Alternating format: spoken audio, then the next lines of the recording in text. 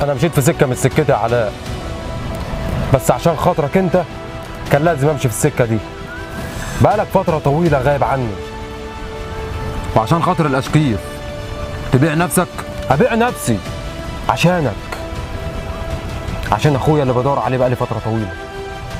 انت عارف ان كل ده غصب عني، وانا اضطريت اهرب عشان ابعد عن المشاكل دي كلها.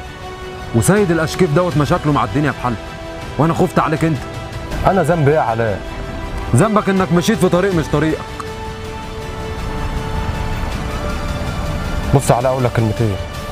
احنا واقعين كلنا في خليه نحل يا علاء، محدش عارف فين الحق وفين الباطل، والسر ده معاك انت. السر ده ما ينفعش احكيه لحد. لو عرفت السر يبقى العزبه كلها هتتفجر.